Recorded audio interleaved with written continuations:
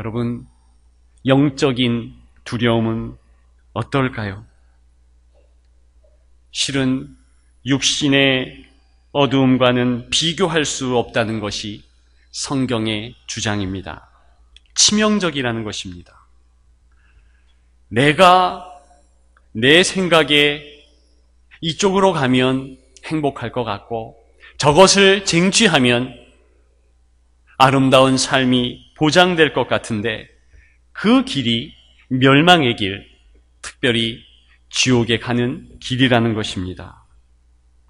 이것이 인생의 행로여, 영적인 어두움이 드리워졌을 때 어느 누구도 그 영적인 어두움에서 벗어날 수 없다. 오늘 저와 여러분들은 성경을 통해서 알 수 있는 내용입니다. 십자가상에 예수님이 계셨던 6시간의 그 시간이 바로 영적인 어두움이 드리워진 그 시간에 인생의 모든 경험을 집약적으로 나타내고 있다는 것입니다. 마태복음 27장 45절에는 예수님이 십자가에 달리신 후 운명하시기 3시간 전의 상황을 이렇게 기록하고 있습니다. 제6시로부터 온 땅에 어둠이 임하여 제9시까지 계속되더니 영적 어두움이 드리웠다는 것입니다. 그럼 어떻게 되는가? 46절에 이렇게 계속 기록됩니다.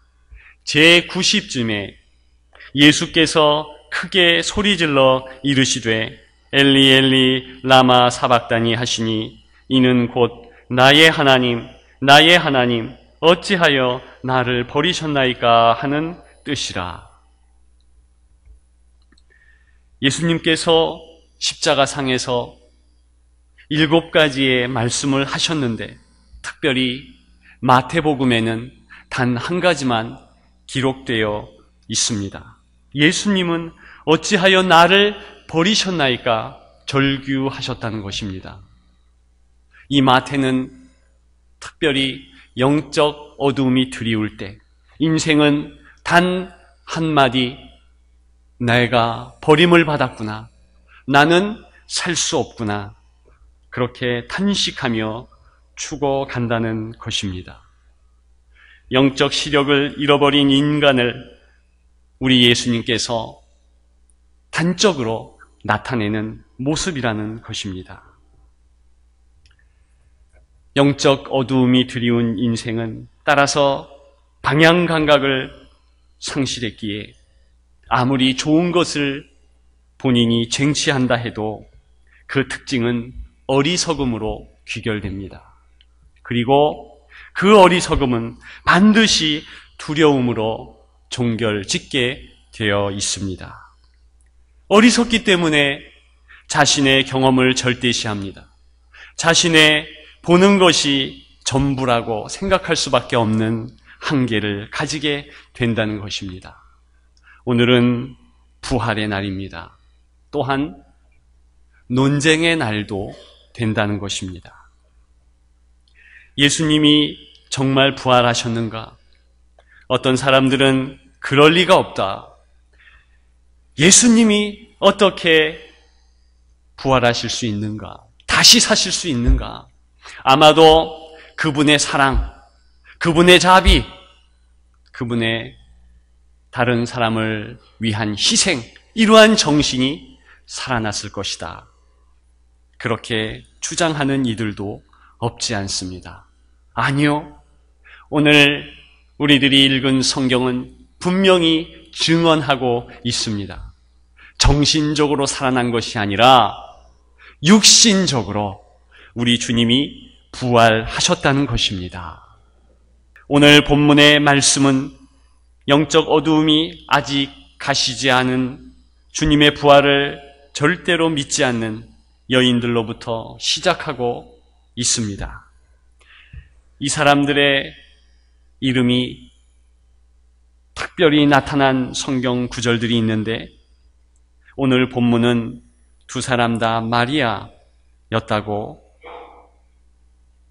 증언하고 있습니다. 마가복음에 의하면 한 사람은 막달라 마리아였고 다른 한 사람은 야고보의 어머니 마리아였습니다. 이분들은 시신에 향유를 바르기 위해서 무덤으로 향했던 것입니다. 당시 유대의 문화는 죽은 이에게 향유를 바르는데 특별히 죄수에게는 그 과정을 생략하는 법입니다. 사형을 당한 죄수는 더욱 그러한 것이지요. 그러나 이 여인들은 아쉬운 마음이 생겼다는 것입니다.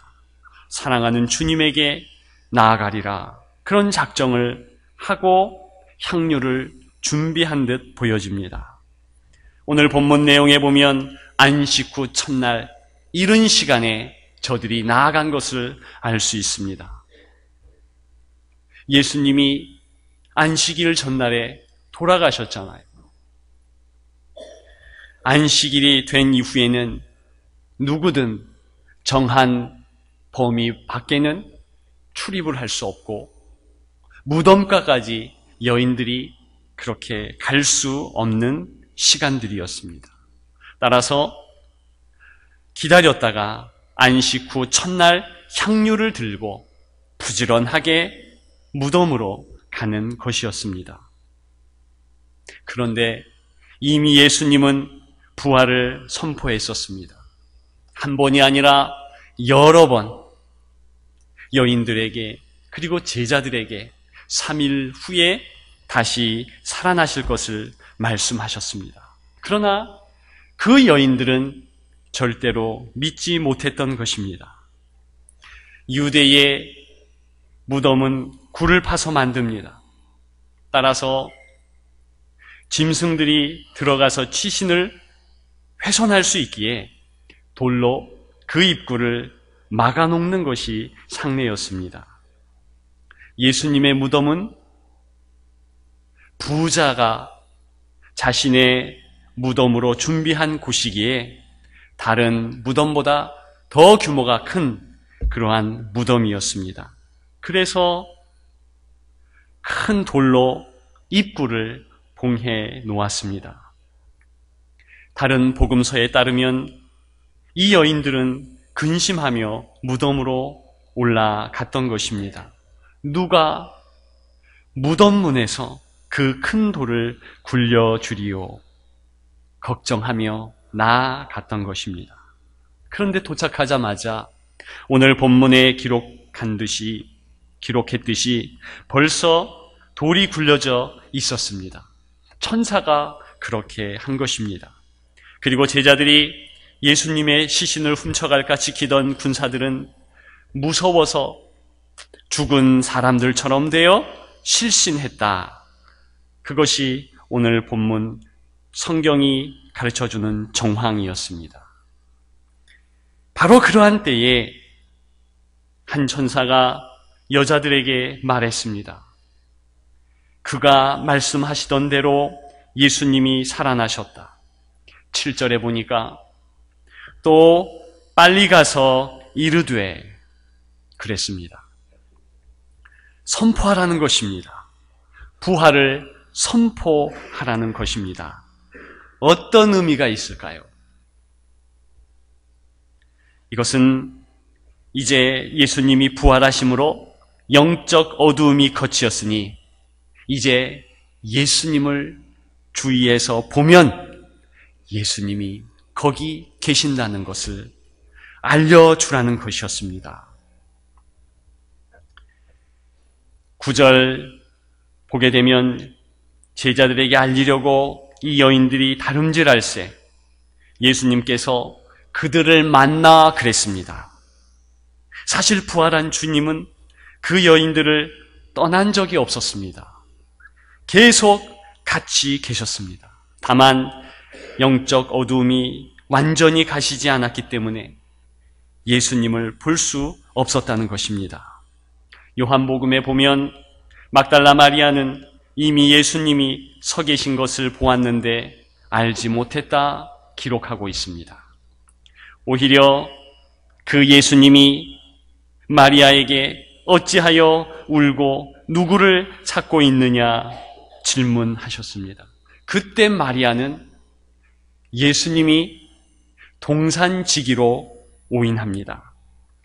그래서 예수님에게 동산지기로 착각했기 때문에 당신이 예수님의 시신을 옮겼거든 어디 두었는지 내게 이르소서 그렇게 말을 합니다.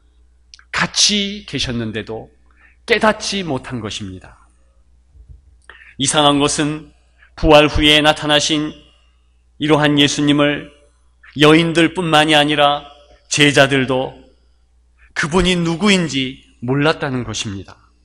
엠마오 도상에서 두 제자들에게 나타나실 때 그들은 전혀 예수님인지 알지 못했습니다. 도마와 다른 제자들이 숨어있는 집에 닫힌 문 뒤에 예수님이 나타나실 때도 그들은 예수라는 사실을 전혀 인지하지 못했습니다.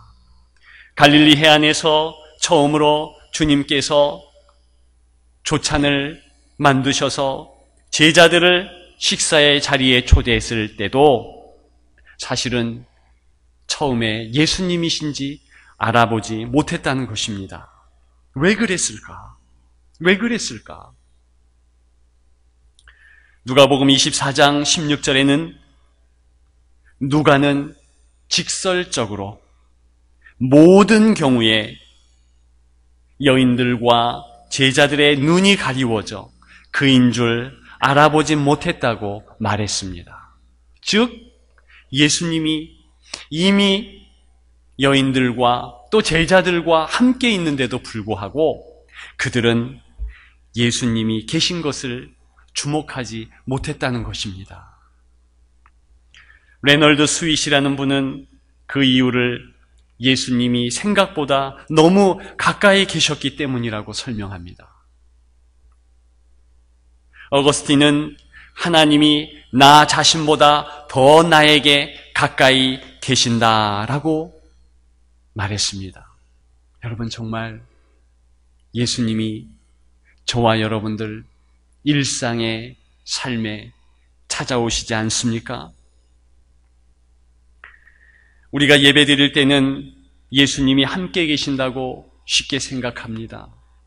그리고 예수님이 우리의 찬양과 우리의 기도와 우리의 모든 것을 지금 흠양하신다 생각합니다. 그러나 저 뒤에 교회 문을 열고 일상으로 나갔을 때 우리는 얼마나 생활 가운데서 주님이 함께 하신다는 그 사실을 생각하십니까? 주께서 부활하셨다.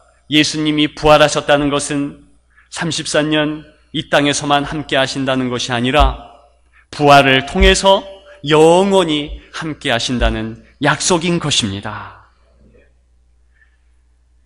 성령께서는 은혜 주셨을 때에 이미 곁에 계신 예수님을 우리가 볼 수 있도록 완전한 영적 어두움을 거두시고 예수님을 목도하도록 인도해 주십니다.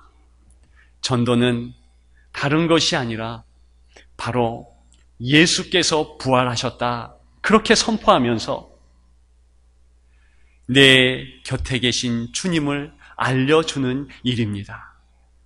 오늘 본문을 보면 특별히 세 부류의 전도를 이야기하고 있습니다.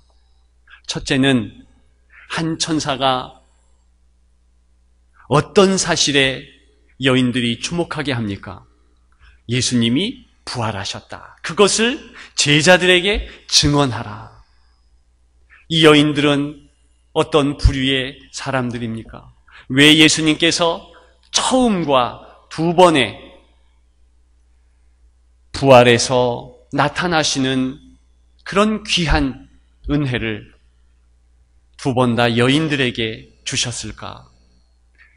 비로소 세 번째에 제자들에게 나타나셨을까? 그것은 그 당시에 그들이 가장 힘들고 가장 어려운 사람들이었다는 것입니다. 그리고 그들은 정말로 예수님을 의지했고 정말로 예수님을 보고 싶어 고통 가운데 있는 여인들이었습니다. 고난이 있는 곳마다 그리스도가 계신다. 특별히 내가 가장 힘들고 어려울 때 내게 주님은 계신다.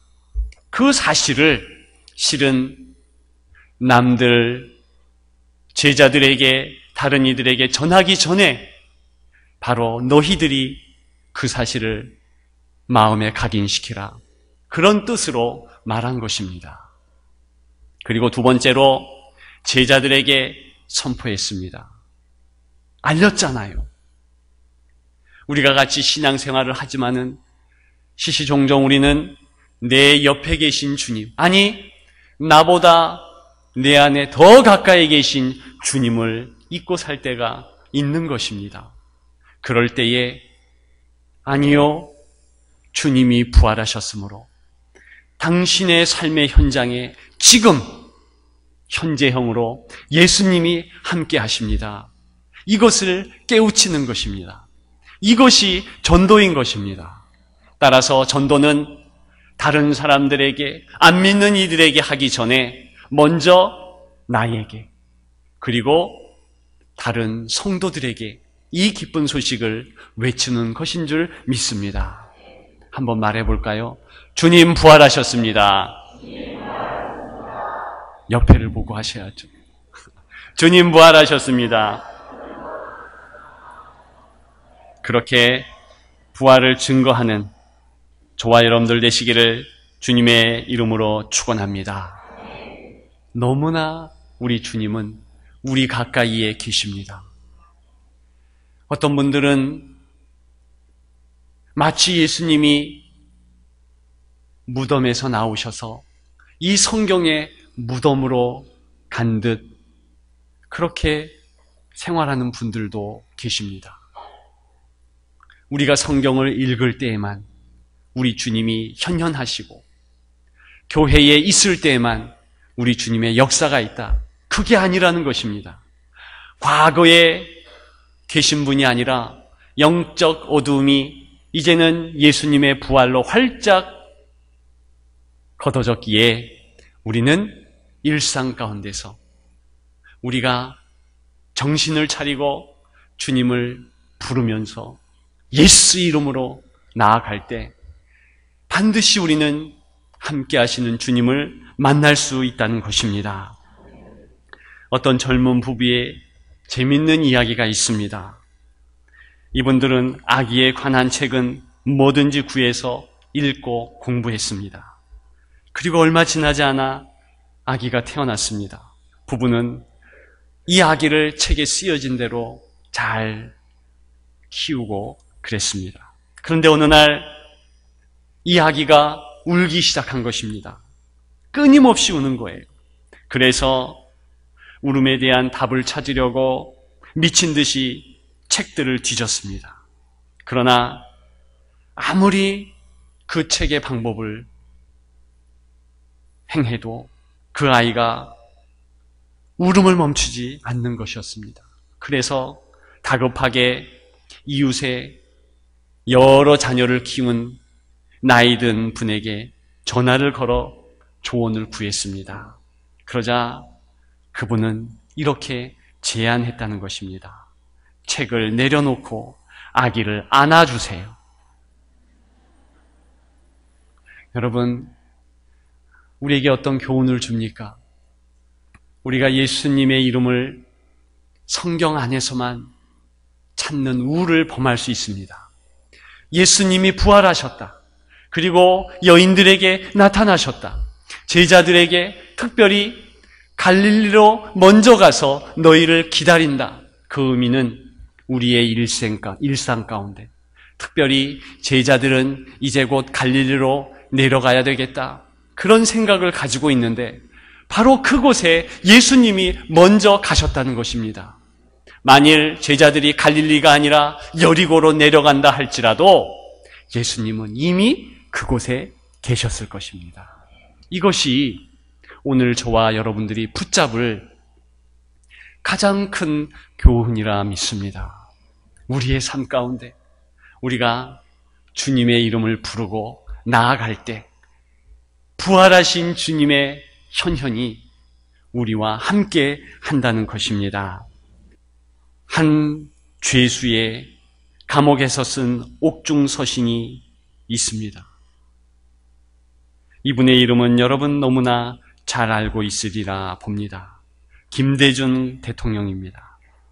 저는 이분의 정치적인 방향과 소신에 대해서 말씀드릴 위치도 아니고 그렇게 해서는 안 된다고 봅니다. 다만 그분이 사형을 언도받은 상태에서 가족들에게, 특히 자신의 아내 이효 장로님에게 편지를 보내면서 부활신앙이 그의 삶에 어떻게 도움이 되었는가, 작은 독방에서 어떻게 그곳에서도 함께 하시는 주님을 만나고 이길 수 있었는가, 그 부분에 대하여서 같이 나누고 싶다는 것입니다. 1981년 1월 23일 편지의 내용의 일부입니다. 사형을 언도받은 상태에서 쓴 것이므로 유언과 같은 내용입니다. 오늘로 내가 집을 뜬 지 만 8개월이 되었소. 그동안 당신과 가족 친지들의 고초가 얼마나 컸습니까? 당신에 대해서는 감사한 말뿐이요. 하나님이 돌보셔서 우리 가족과 형제들이 모두 그분 사랑 아래 모이게 되었으며 믿음을 통해서 난관을 극복해 왔으니 크신 은혜가 아니고 무엇이겠소? 나는 자랑스러운 아내, 사랑스러운 자식들, 그리고 며느리와 손녀들을 가지고 있으니 참 행복하오. 형제들에게도 사랑하는 마음뿐이오. 나는 내 운명이 어떻게 되더라도 모든 것을 주님께 맡기고 그분 뜻대로 이루어지기만을 매일 기도합니다. 나는 온 세상 사람들이 예수님을 부인해도 그분을 사랑하겠소. 나는 모든 신학자들이 예수님이 하나님의 아들이 아니라 해도 나는 그분을 믿겠소. 모든 과학자들이 그분의 부활을 조롱해도 나의 신념에는 변함이 없소. 예수님은 인간성만 가지고는 결코 도달할 수 없는 완전한 사람이었으며 그분의 부활은 단순히 신앙으로서가 아니라 역사적 사실로도 의심할 수 없는 것이오. 이미 말한 대로 부활을 믿지 않았으면 비겁했던 사도들의 예수님 사후에 그 용기와 희생적 헌신을 설명할 길이 없으며 예수님께 적대했던 사도 바울의 회심과 결사적 포교 행각을 설명할 수가 없소.